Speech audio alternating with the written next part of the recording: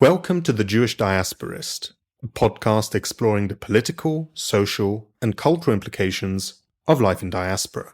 We are your hosts, Zach Smerin and Ben Yanowitz.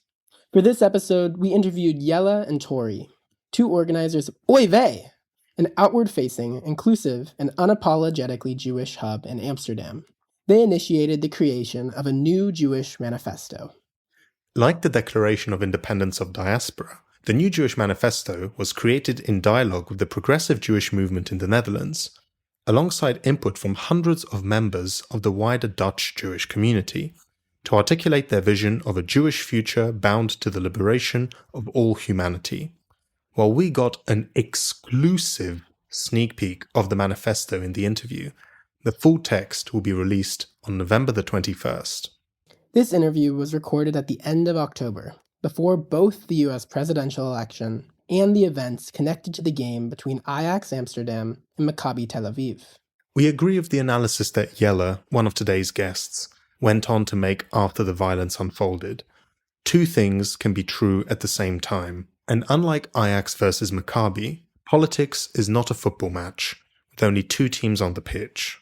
There's a whole spectrum of groups and perspectives with internal divisions and many positions. Opposition to Israeli fascist hooligans is not opposition to Jews as a whole. Likewise, the attacks that occurred in response to Maccabi hooligans, which did not differentiate between the different Maccabi fans or Israelis in Amsterdam and repeatedly used anti-Semitic slurs, were essentialist, immoral, and counterproductive to the struggle for Palestinian liberation. As Diaspora Alliance organizer and Na'amod co-founder M. Hilton emphasized, we need to be able to distinguish between anti-Semitism/anti-Jewish racism and anti-Israel hostility/xenophobia et al.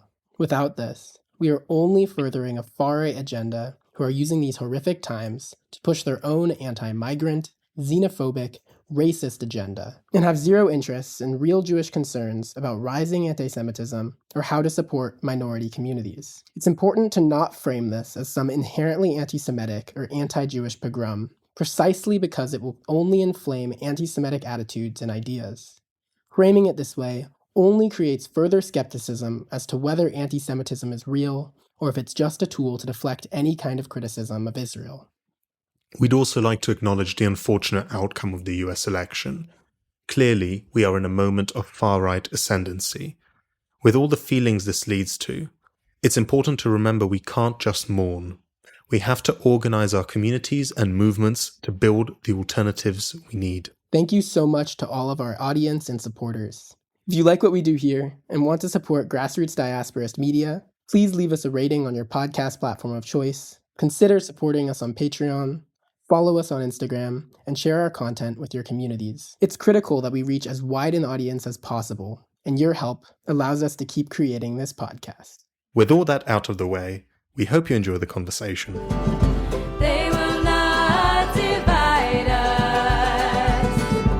We will not abide this. We know that together we'll be free. Tori and Jelle, it's great to have you here. Would you just like to start off with speaking a little bit about yourselves, your background, and how you got to be where you are? You go first, Jelle. Okay. That gives me time to think. Okay. So my name is Jelle. I'm from Amsterdam originally. I was raised in I would say typically Dutch family. I only discovered that I had a Jewish background when I was around the age of 12. And that's when I became super obsessed with Judaism and with, Jewish identity. And I decided to convert to Judaism when I was around 20, 21. I've been involved in the Jewish community. Besides my work as a theater maker, I also work for Greenpeace. So I'm an activist, change maker, and one of the people behind Oy Vey, which we will also be speaking about today, I'm guessing. I'm Tori Eggerman. I come from a small town Jewish background. My grandparents were born in Stettles and moved to the U.S. when they were children and moved to small towns in the U.S. So I like to say I'm a small town Jew, born of small town Jews. And then I moved to Amsterdam a little more than 20 years ago. And what's interesting to me is that I kind of reconnected with my Jewishness. I never disconnected from my Jewishness, but from the religious side was at a Pride Shabbat that Jelle was the cantor at.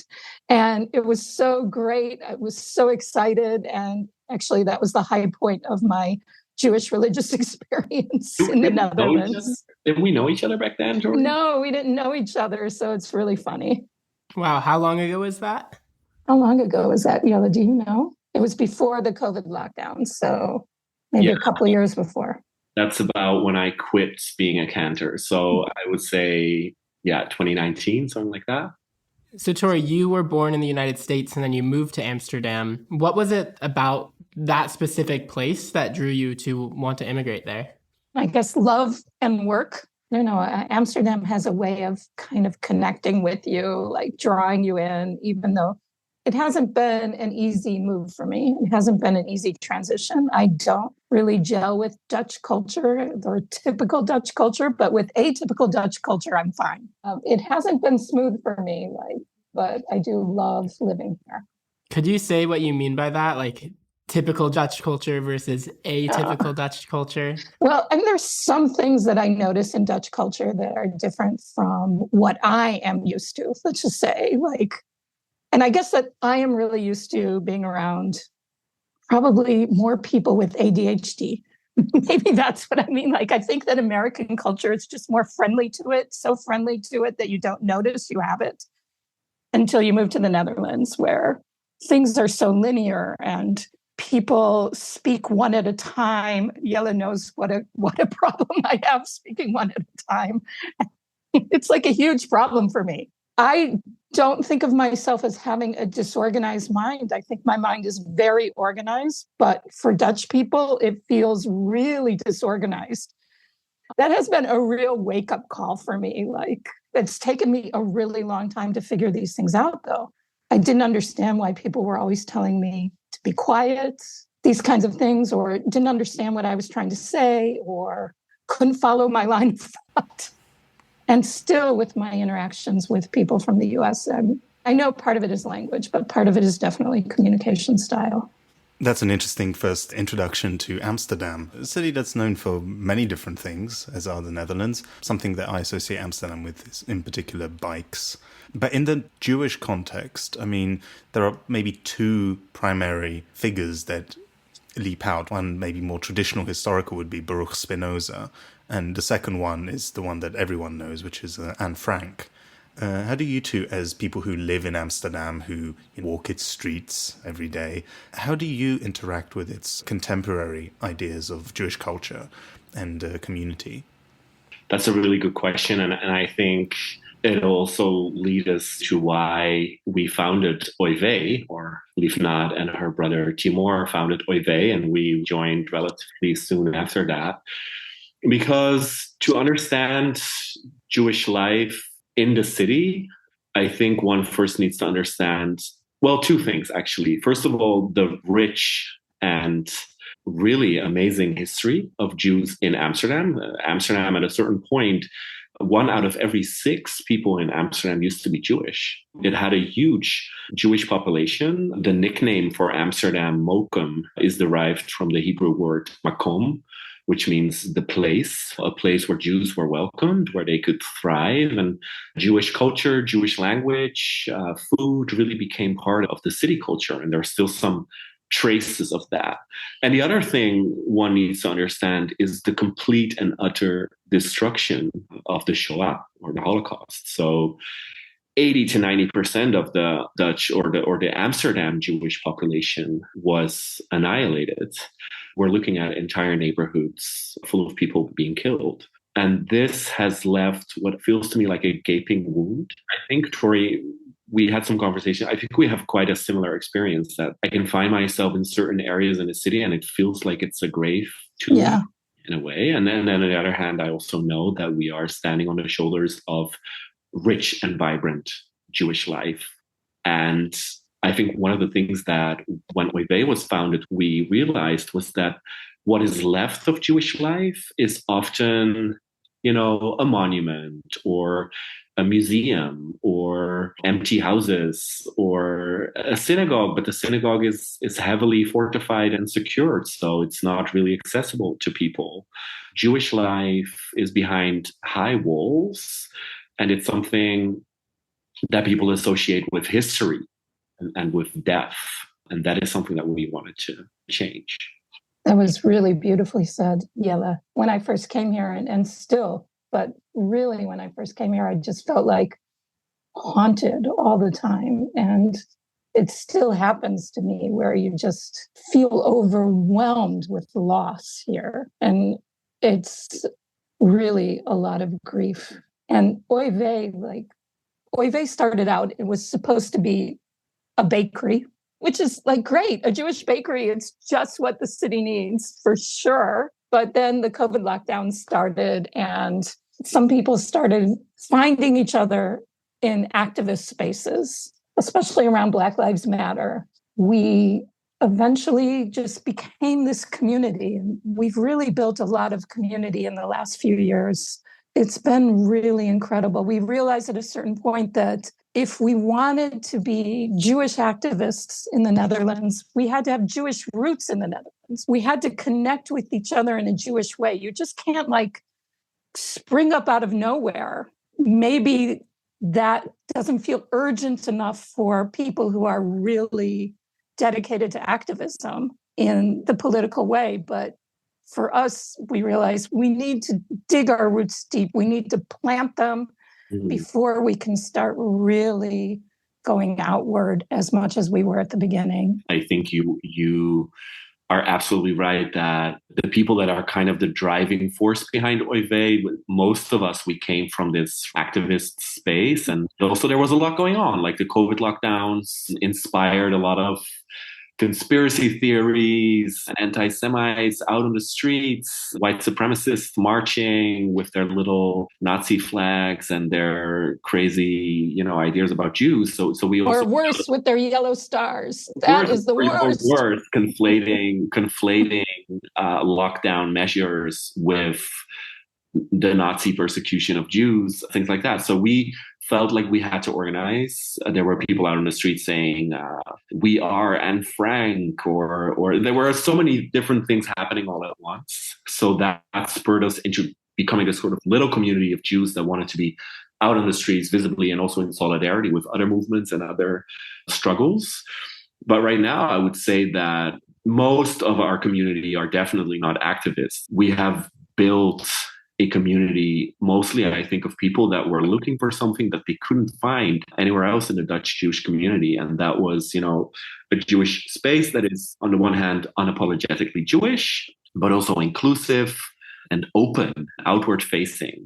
So one of the things that we've been doing with our events is that we are often very visible. We are on the streets, we are outside, we are in buildings where also other communities meet. And that is for us very important, and really the core of what we do is that we want to be visible. We want to say, this is also our country and we have a rich history, even though many people maybe see us as something from the past. Absolutely. And I think that really speaks to a sort of diasporist mode of organizing, where it's not necessarily our place to be at the forefront of any one particular movement, but asserting that we are Jews, we have roots in the places that we are, and we belong here. We are part of this rich history. And I think in a place like Amsterdam, which is similar to, I'm sure Zach's going to say a little bit about Krakow, Vienna, and different cities in Europe, which have rich Jewish histories, it's really valuable to simply be visibly Jewish again and emphasize that this isn't something of the past. And also, I think what Zach brought up with kind of saying both Spinoza and Anne Frank as the two most well-known Jews of Amsterdam kind of speaks to something where Anne Frank ends up overshadowing what Spinoza might represent, which Spinoza, for those who might not know that much about him, came, I believe, from a crypto-Jew Jewish background. And I mean, he was eventually excommunicated by the mainstream Jewish community in Amsterdam because they thought he was an atheist, because he was there saying that God and nature are the same thing. and emphasizing like a pantheist theology, saying that God is the universe and more.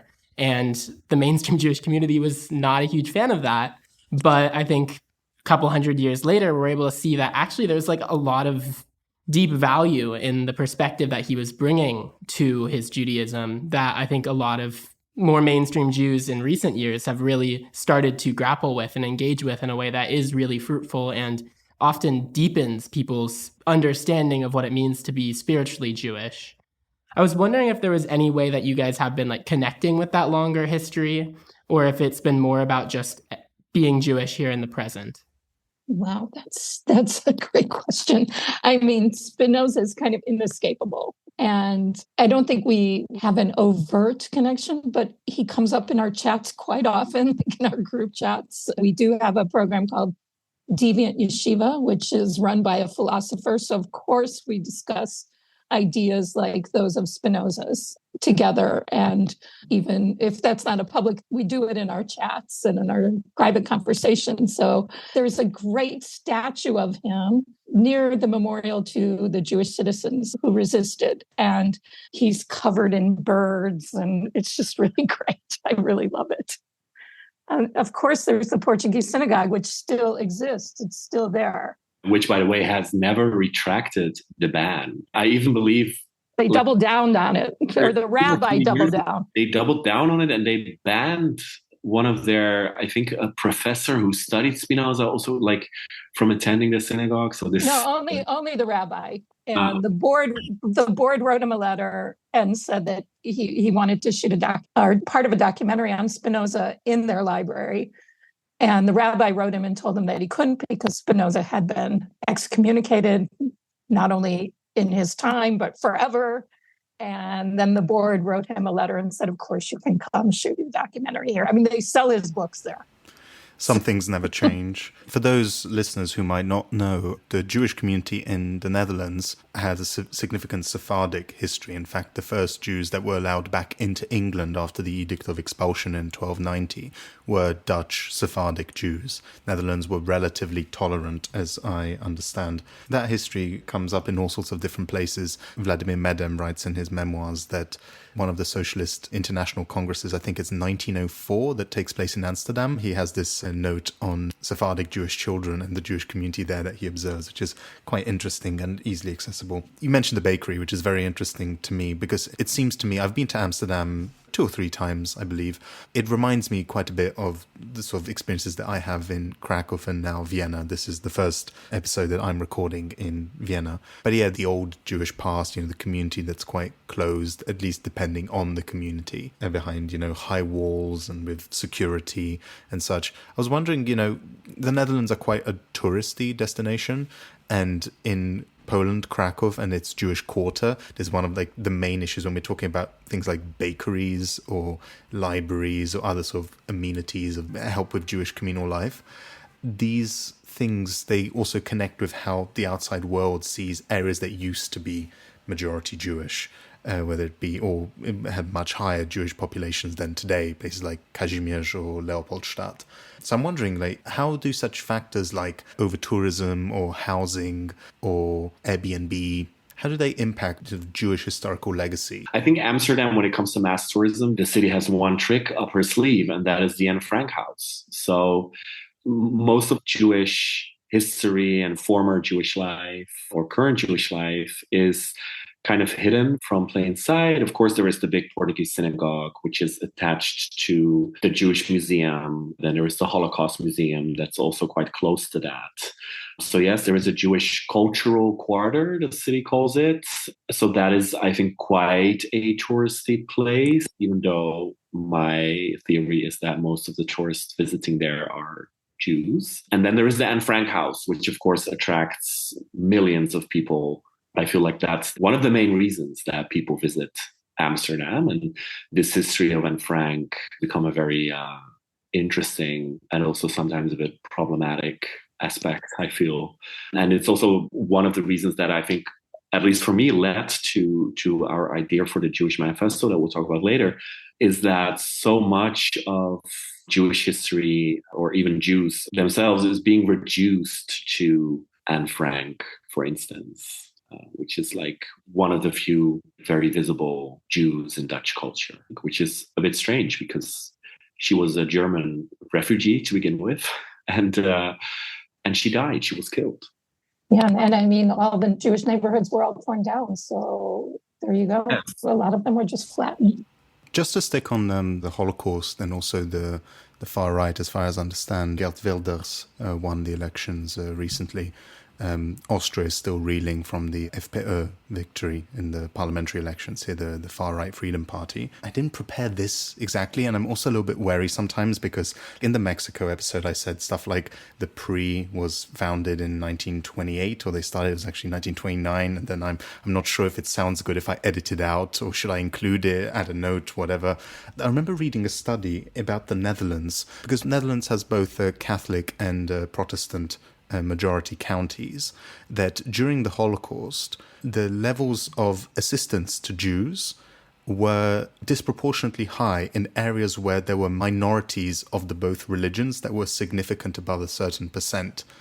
And I really would like to know, I didn't prepare this, if I can find it, I'll look into it and I'll find something in the description. And then also during World War II, the Communist Party of the Netherlands organized a strike whilst being illegal against the persecution of Jews, which was in itself quite a unique event of its kind during the Second World War. I just want to point out that a lot of members of the Communist Party were Jewish, and maybe they didn't consider themselves Jewish.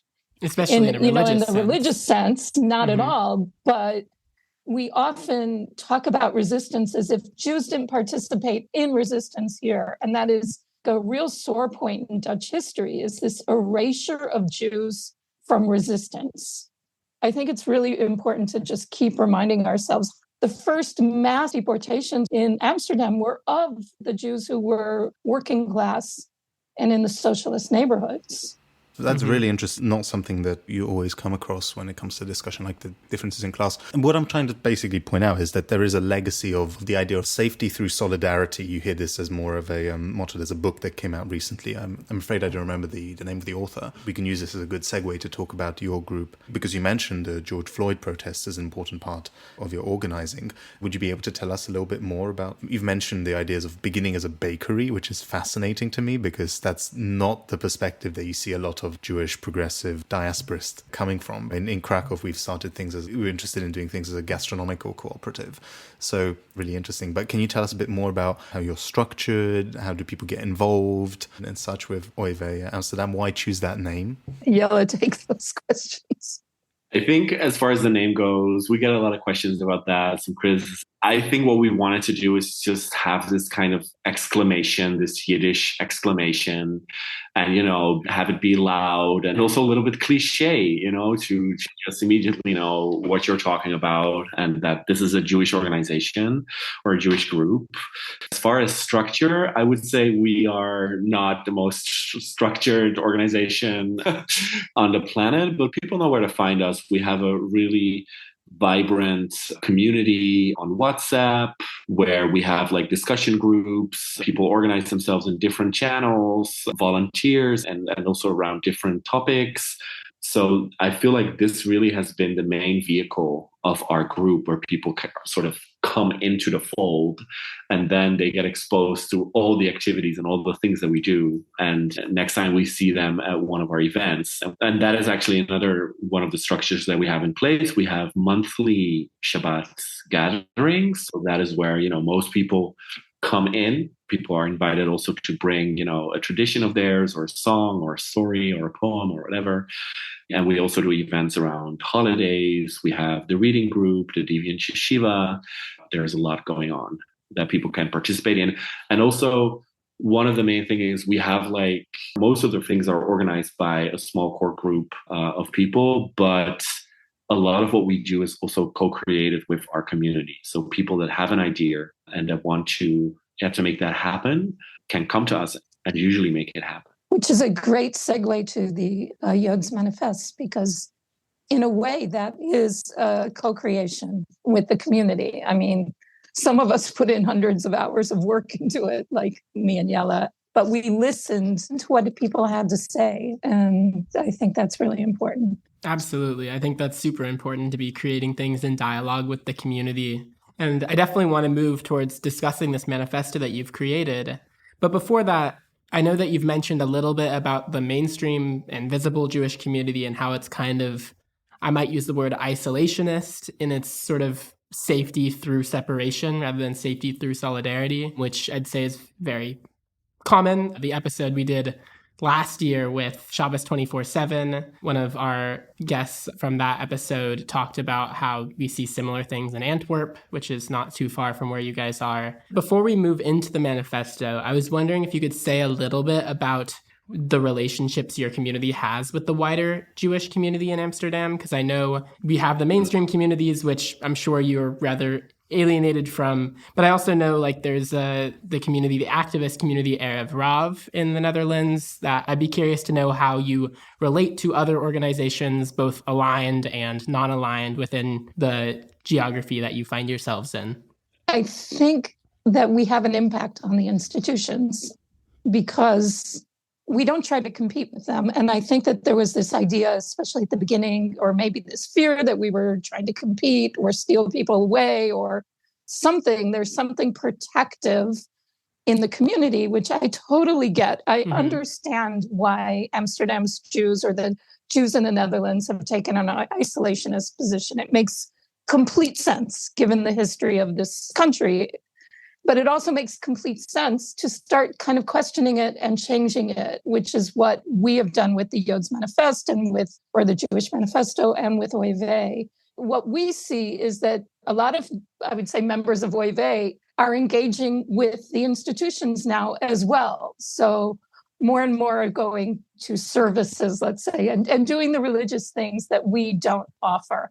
So in fact, they should be embracing us and so excited about our presence and just happy that we're here and also happy that we're giving, especially that people between children and adults, where a lot of Jewish institutions just abandon you. So here we are in the middle, making this space where people can be really Jewish. I mean, on the safety and solidarity point, that sort of kickstarted Oy Vey because we felt that our communities were so detached in some ways from the struggles of other minorities, mostly in this country. When the protests erupted around the murder of George Floyd, also here, there were huge protests in Amsterdam. Really, our organizing started from the fact that we noticed that our community leaders were completely silent. And for this, I don't think we should forgive them, per se, but I do want to say that I have a deep empathy for the way that our communities are. Because when we talk about safety and in solidarity,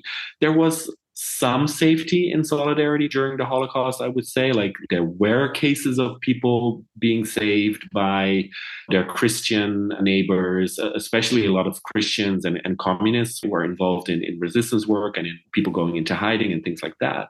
But we also know that the Netherlands had a huge amount of collaboration, and not only from institutions, a lot from institutions, but also from individuals, from neighbors, that when people came back after the Holocaust from the camps or from hiding, their houses had been taken. They were, told that they had to pay taxes. They were told that they had to pay rent.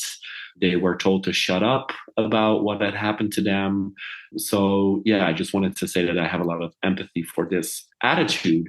And this is interesting. I think we are at a point, not all of them, but a lot of the people behind Oy Vey are from a generation of Jewish people that maybe can a bit more easily leave behind this heritage of trauma and also explore and have fun and reconnect with their heritage. And I'm also really happy that a group like Erev Rav has come into existence. I think this is really important for a pluralistic and diverse ecosystem of Jewish groups and organizations, as it once used to be in the Netherlands. Totally agree. I had a quick Google search.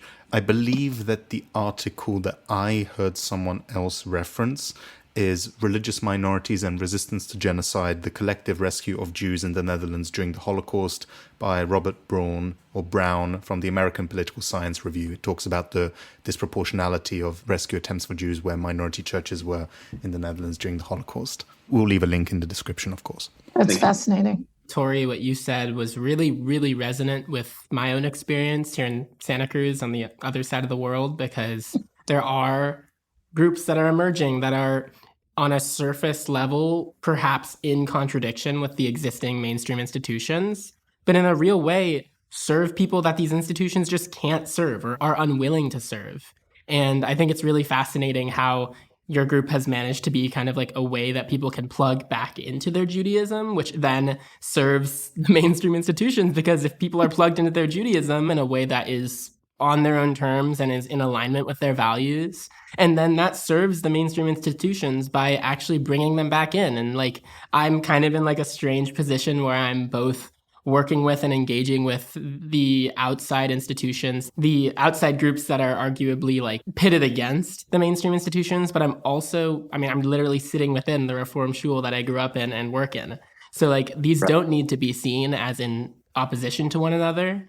And I think it's really important for us to see that, like, by building outside, we are actually playing a stronger role in pushing these institutions into alignment with our values in a way that otherwise they're just not going to change. I mean, it has to be seen that if they want to, especially like from that age group, early 20s to mid 40s until you have children or whatever, like these are people that are alienated or just don't feel like there is programs that are interesting or made for them in particular. And it's really valuable to have these outside groups that, I mean, I've found are mostly people in their 20s and 30s, which is the particular demographic that the mainstream institutions really struggle to actually attract. Can I add just one thing? I heard something beautiful from Rabbi Donya Rutenberg. She said that a synagogue is like a community of communities. And that, I feel, is like what Oy Vey is, a community of communities. We're not a synagogue, but we do contain lots of different kinds of Jews and kinds of Jewish ideas within our community. We talked to people a few weeks ago when we were creating a crowdfunding video about what they felt was missing in Jewish life here. And it didn't make it into the crowdfunding video, but I just want to say that several people said this kind of community of disagreement. There's that Talmudic idea that there's disagreement for the sake of heaven. Mm-hmm. And they found that was missing in Dutch life. And I thought that was really, really important to bring up. And I really feel that at Oy Vey, we've tried very hard to find a path that's clear, a political stance that's clear. But the more that we build our community, the more I think we see that we're holding this space of disagreement in a really beautiful way. And I hope we can continue to hold it. I think the emerging diasporist Jewish movement is quite significant because it is post-denominational. It isn't just Reform Jews. It's not just Orthodox Jews. It is bringing together all these different kinds of Jews that have different relationships to halakha and whatnot, and different minhag traditions.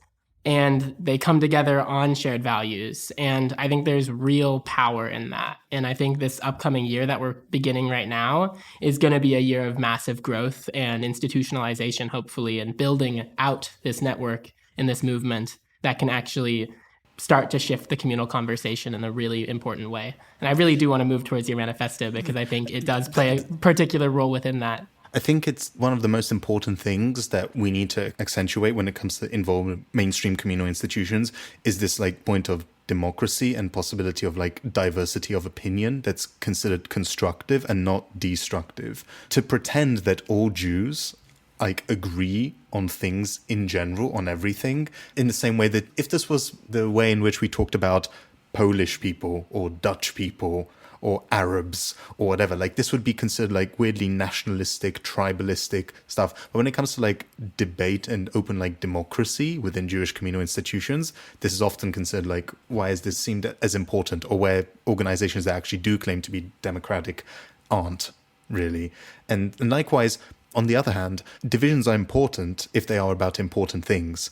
But if you look at some communities, if you look at like Krakow is a good example of this. And the problem is in Krakow is that a lot of the divisions are about nonsense, like actual nonsense, infighting, gossip, petty drama, wounded egos, etc. And then in those situations, I think it's also worth for there to be people who are like in groups and movements who are ideologically committed to certain things or politically committed to certain things and say, these divisions are nonsense. get it together, right? There are important places for where divisions can take place, but there are also places where you need to work together if there is like good positive consequences on that.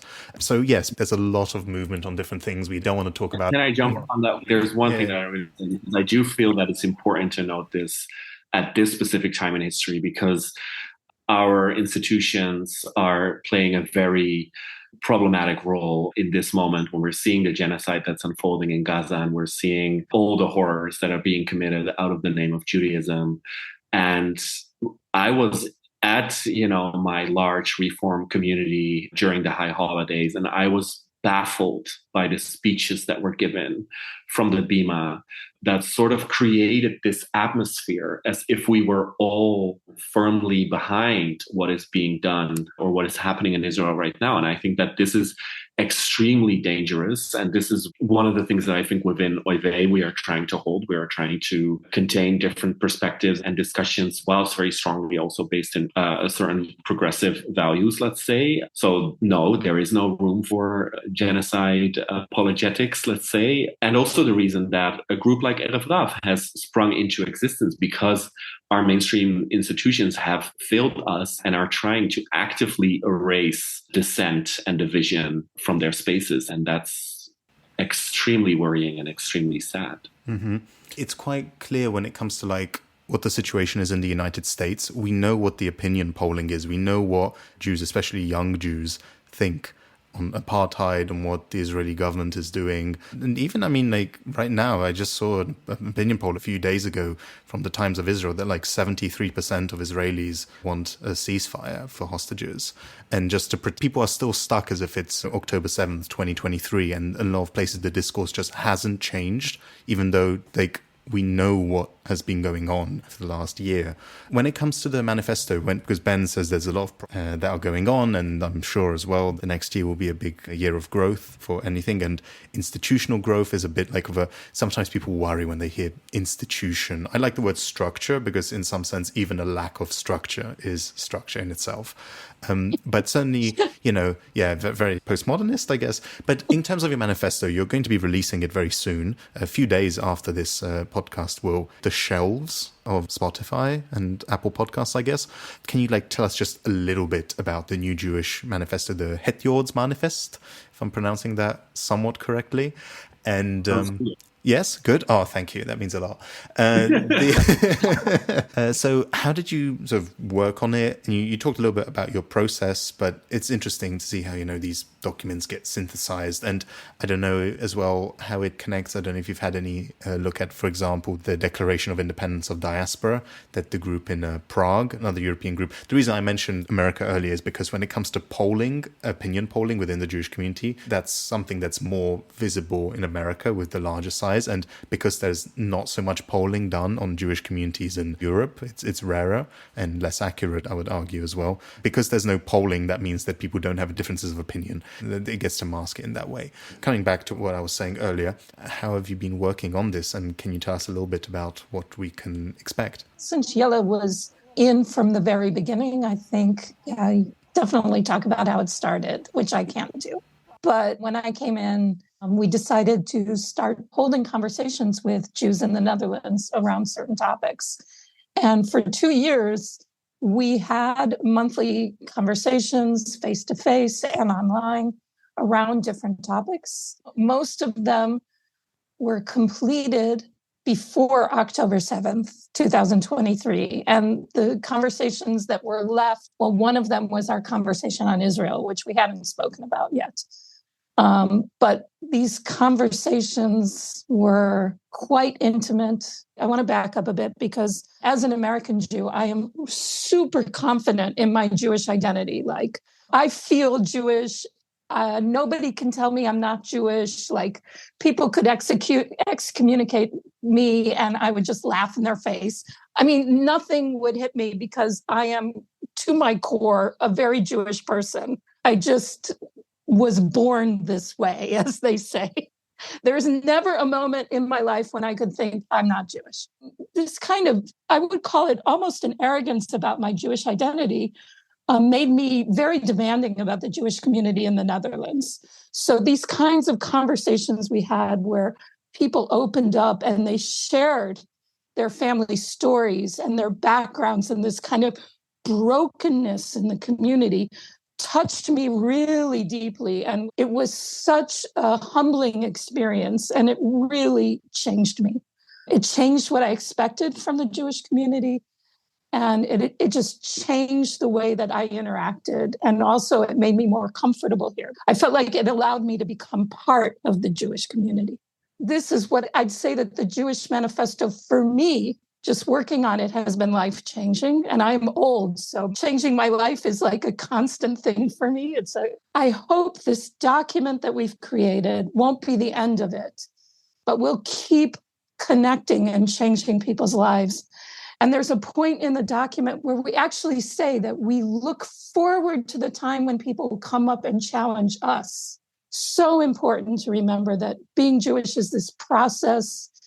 The reason that we've been around for so long is because of this kind of challenge, this ability to challenge, this ability to change, this ability to absorb, and this ability to allow new people to become citizens of our tribe. I really think that this kind of interaction, this kind of challenge and disagreement and reconnection and connection is really crucial to Jewish life and Jewish life here. Tori, I do know you have to go, so I don't want to hold you much longer. But I was wondering if you could say a little bit, just from your own experience, what the American Jewish perspective contributed to this process of creating this manifesto and how your own experience differed from those in the Netherlands. I know you said a little bit on this, just because a lot of our audience is American, and I think this is something that a lot of people might find interesting. I think I can really tell you because now I've had so much time to reflect on it, and it's reflected back to me in what people have told me. But one thing is, my family is pretty happy and joyous and joyously Jewish, even in small towns, right? Mm-hmm. And also very not, I would say, not like wed to any denomination. So we're also kind of trans-denominational as well as filled with trans people. So, so we have both of these things. In one conversation, somebody told me that she had never encountered a Jewish person who had a happy family before.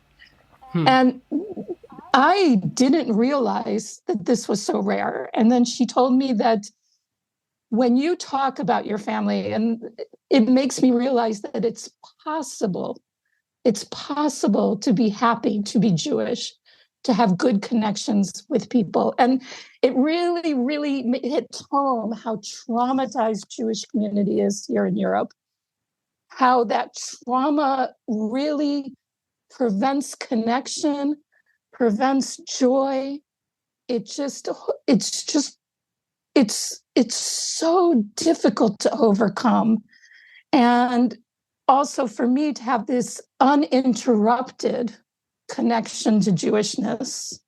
I mean, I don't have an uninterrupted connection to every tradition ever, or even the language my grandparents even spoke, but I do have an uninterrupted connection to that kind of core of Jewish identity, of feeling Jewish, of practicing, of lighting candles on Friday nights, of being confident and happy. And I feel like that's something that I could bring to the project that no one else could bring to the project.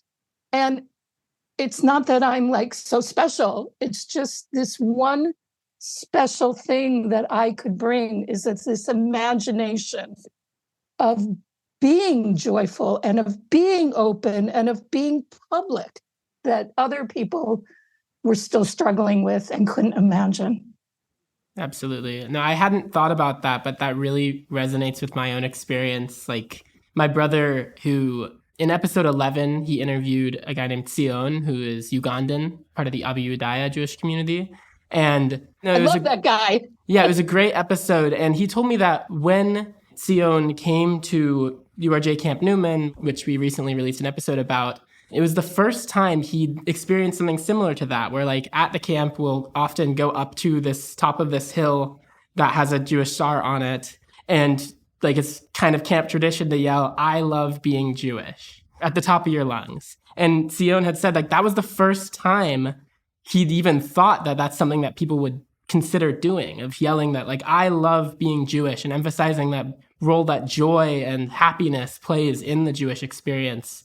And it's not something that we really think about as necessarily, it's not something that's exclusive to the American Jewish experience, but I think there is something to be said about the relative lack of trauma that we've experienced in our corner of the diaspora that definitely does play a role in the amount of like optimism, like we could call it Judeo-optimism, that we might have from our own experience. I mean, my own family history, like I definitely don't have any close family ancestors that perished in the Shoah.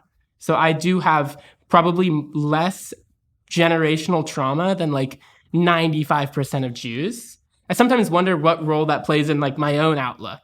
And I think there's value in being able to bring that perspective to a place like the Netherlands, to places that have more lived recent trauma in their own communal memory. And I think it's also important to have those dialogues and ground them in the communities and recognize that like not all of us are going to be as trauma-free, and there is real lived trauma that's really important to engage with, but to not get lost in it and not lose hope and sink into that Judeo-pessimism. Thank you so much for joining us, Tori. Thank you. It was really lovely to talk to you. And I'm really glad that Jelle can stay. Thank you, Tori. Bye. Bye. I was actually thinking that it might be nice at the end of this, for the very first time, read a little part of the manifesto out loud and like as Please. A little preview for people to, it feels like the time is right to do that and to share some of what we've written. This is a Jewish diasporist exclusive. Exactly. Yeah. Jelle, could you say a little bit about that experience of creating the Jewish Manifesto? I know you said it was very communal, and like I'd love to hear from your experience the start and the general process in which it was created. Yes. The manifesto was basically started for, I think, two different reasons. One of them was that a very cool and important document came out that was called the Black Manifesto, or het Zwart Manifest in Dutch. And this was created by an organization of Black people here in the Netherlands. And they had conversations with, I think, around 5,000 members of Black communities here in the Netherlands. And they created a document that is very different from ours. It's much more of a policy piece, I would say, or a manifesto in a more classical sense. So they have demands, and it's about housing and education and socioeconomic circumstances and things like that. That was really an inspiration for this project. Not in a way that we thought we can do the same or there's the same need for it. It's very different to what they did. But we did think it was important to kind of give a voice to Jews in the Netherlands and Dutch Jews.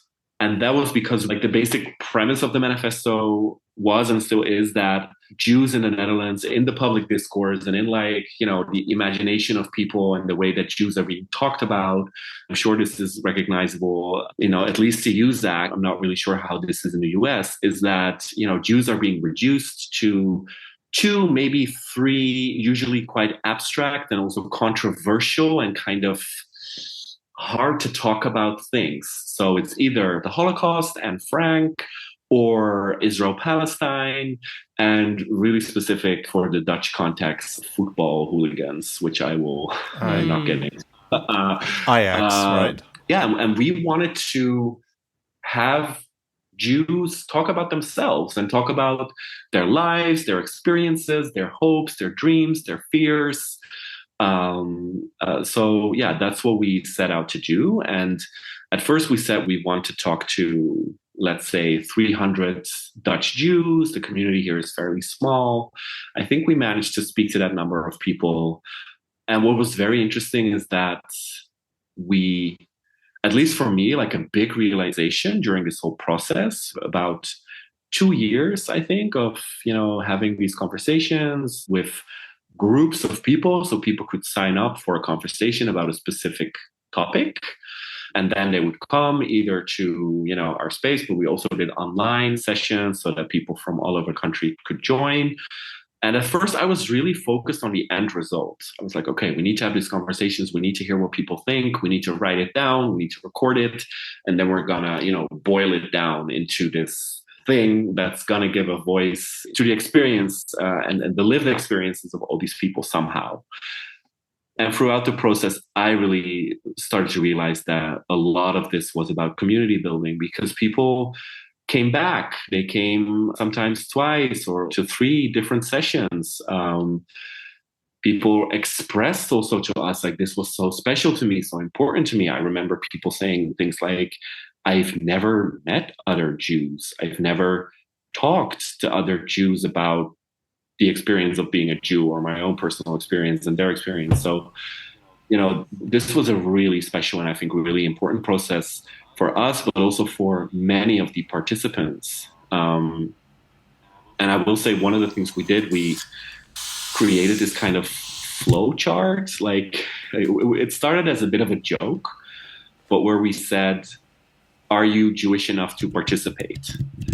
And then we said things like, only my father is Jewish. And then it would lead to, you're Jewish enough. Or, I don't know other Jews. No, you're Jewish enough. I ate pork yesterday. You're Jewish enough. So we really lowered the threshold for people to come, because I think that also came from, at least also from my personal experience of being gatekept and being questioned at the door of Jewish institutions and being treated with suspicion. And we really wanted to be welcoming and open to also to really be a space where people that don't go to the institutions, that aren't a member of the synagogues, to have those people participate and tell us about their lives. Jelle, would you be so kind to show us a little bit of a teaser trailer for the manifesto? So I will read to you. This is really exclusive. We haven't shared this with anybody else yet. So I will read just the first couple of sentences of the manifesto. We are shattered and whole. We are Jews in the Netherlands, people from all over the world who found a refuge here. Some of us made a home here last year, and others have lived here for hundreds of years. We come bearing gifts of language, stories, food, and culture. We are the descendants of those who survived the Shoah and the Inquisition and all manners of violence, expulsions, and persecutions. You may recognize our legacies in the words that you use, the food you eat, the occasional smattering of Hebrew letters carved into stone on the side of a building. You may stumble over the names of our ancestors and predecessors commemorated in sidewalk markers. I'm going to stop. No, please don't. It's beautiful. It's really, very nice. I can continue. It's very beautifully written. I'm really happy with the way it's turned out. There's an English translation, a Dutch translation. We're also recording the whole thing. So, what is your plan for releasing it, publicizing it? Where do you see it going? I mean, first of all, we're going to release it with a big event. We're calling it the Jewish Manifestival in a couple of weeks. And this is really where we want to sort of gift the manifesto to our community and also to the people that participated, because it's also their manifesto. And also, I mean, we've been doing this, and there's some other events and occasions planned where we also want to introduce other, not necessarily Jewish communities, but thus far it has mostly been Jewish communities, to this idea of doing this and the methodology that we used to make it.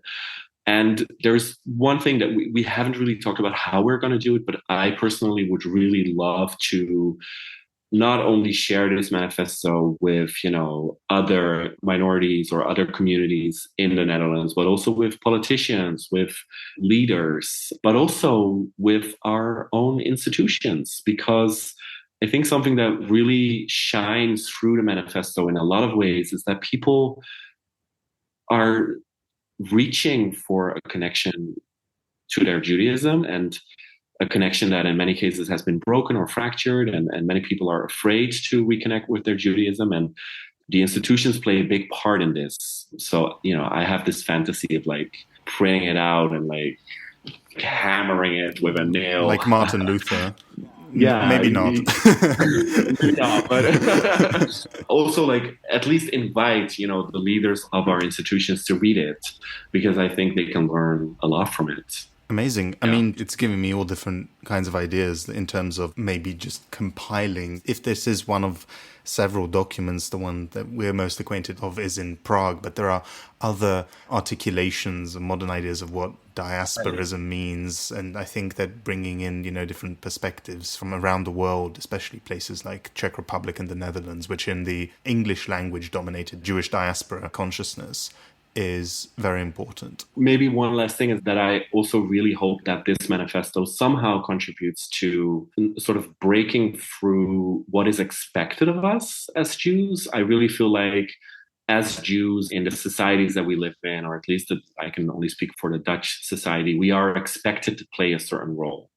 And we are expected to only talk about certain things, to look a certain way, to act a certain way, to believe certain things, to be affiliated to certain nation states, things like that. And I think the manifesto really shows that our community is diverse, holds a lot of perspectives and a lot of things that you might not expect, a lot of deviancy.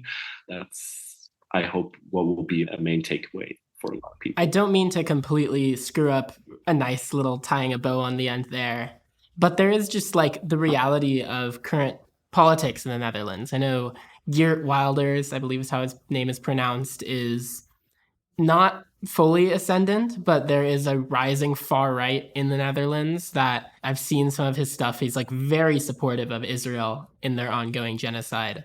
And I think what the work you're doing does is it really kind of, as you said, kind of subverts the expectations that someone like that places on the Jewish community.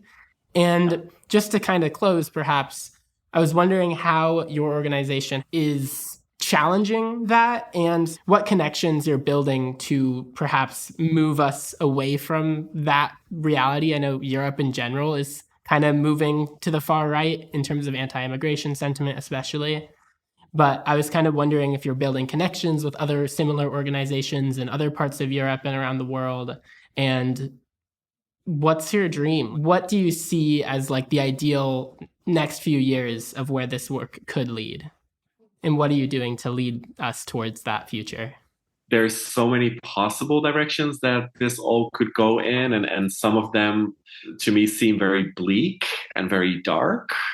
So I feel like at least we are, with the work that we're doing, and not only with the manifesto, but also in speaking out against the way that anti-Semitism is being weaponized by the far right. Anti-Semitism is reduced to super specific, palatable forms, or like... Yeah, I mean, the conflation of anti-Zionism and anti-Semitism is very dangerous, and we do see that pretty instrumentalized by the far right. It's disgusting. And then again, what we're also seeing right now is that the far right is basically saying that anti-Semitism is an imported issue, that it's migrants, of course, mostly Muslim migrants, that bring anti-Semitism into this society. And I think one of the things that we are doing and that we will continue to do is scream from the top of our lungs that you cannot pit different minorities against each other like that, because it will make none of us safer in the end. And it also kind of cynically abuses history to say, like, this is a country that was free of anti-Semitism until George Soros started bringing all these migrants in, which, by the way, is an anti-Semitic conspiracy theory. So, the far right is making all these ridiculous tumbles and turns, and we are there to kind of stick a stick into their wheel sometimes and try to make a dent into this discourse. Yeah, as far as connections with other organizations, we have connections with Jewish groups and organizations all over Europe. We've just published the Ma'agal, a radical Jewish calendar, together with Paideia and also some other groups and organizations. We're doing the Kollel program, which is like Talmud study, but in a cool way, with Hillel Deutschland and some other partners there, Paideia. We are building networks, and hopefully we can sustain them in the future. And for us, it's really about building vibrant, positive Jewish life in the diaspora, and also to say we are here and we're not going anywhere. Yeah. I mean, it just reminded me of like the recent announcement over the last couple of months of the European Jews for Palestine network that was emerged with some similar groups, and kind of makes me wonder, like, yes, that is related to the work we're doing, but it's not exactly the work we're doing as diasporists. And I'm like wondering if there is going to be it's not like they're wholly exclusive, but like a more explicitly positive vision focused version of that, of a network that's focused on the Jewish struggle, because it's not just about us being in solidarity with Palestinians. It's about us fighting for our own communities, and obviously for the idea of safety through solidarity, and rooting ourselves in the places that we are, wherever we are. To say one last thing about this, I think this moment in history where, it's really a crisis also of Judaism. It's really a crisis when so many people are saying, this is Judaism. Killing 17,000 children is Judaism. Building settlements in Gaza potentially is Judaism. This is really going to create a huge rift. It's already creating a huge rift in Jewish community. And I think it's super important that initiatives like European Jews for Palestine, but I also think to add to that is that we do need to answer this question of what does the future of Jewish life in Europe and everywhere else in the world, what does it look like beyond the genocidal apartheid state of Israel, which unfortunately so many Jews and so many other people, non-Jews, seem to see Judaism and Israel as interlinked. And I think we need to challenge that at every possible turn. Absolutely. And I mean, from the get-go of doing this podcast, part of the goal has been to create and to foster and to help build up the network that can speak for ourselves and say that we are not Israel. Israel does not have the right to claim exclusive monopoly over Jewish self-determination on the global stage. It's important for us to demand our own right to speak for ourselves wherever we live, and to challenge the way that this is instrumentalized by the far right for their own ends, because that doesn't protect us. It actually just puts us into greater danger. Thank you so much for joining us. This has been a really wonderful conversation, and I'm sorry for throwing a wrench into that nice, neat conclusion that Zach had in mind, but I think it was important for us to touch on those last little things. Yeah, thank you so much. It was really great to be on, and I love the work that you're doing. So We are beautiful people.